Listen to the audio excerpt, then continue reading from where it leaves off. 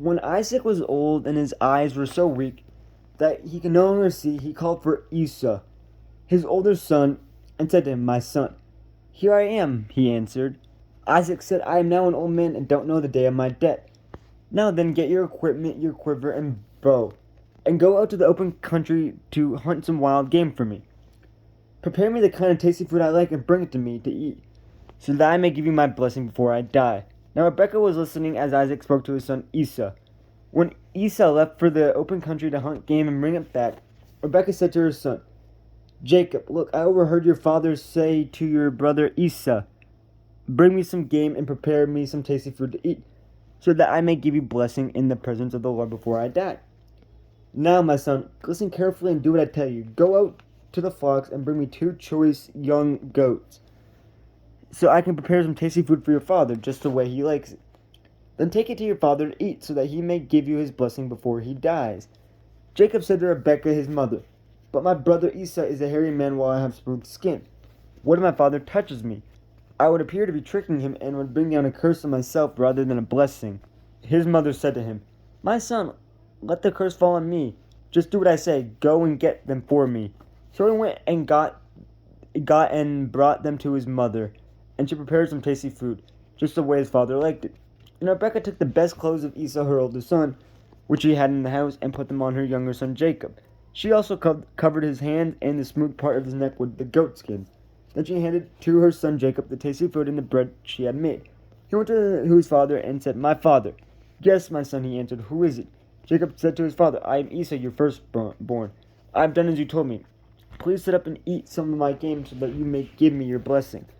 Isaac asked his son, "How did you find it so quickly, my son?" "The Lord your God gave me success," he replied. Then Isaac said to Jacob, "Come near so I can touch you, my son, to know whether you are really my son Esau or not." Jacob went close to his father Isaac, who touched him and said, "The voice is the voice of Jacob, but the hands are the hands of Esau." He did not recognize him, for his hands were hairy like those of his brother Esau. So he proceeded to bless him. "Are you really my son Esau?" he asked. "I am," he replied.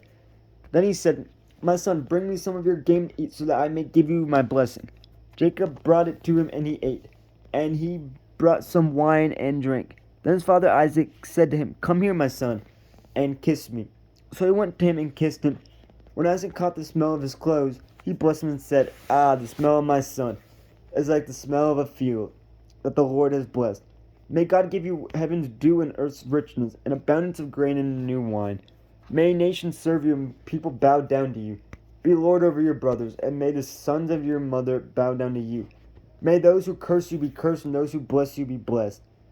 After Isaac finished blessing him and Jacob had scarcely left his father's presence, his brother Esau came in from hunting.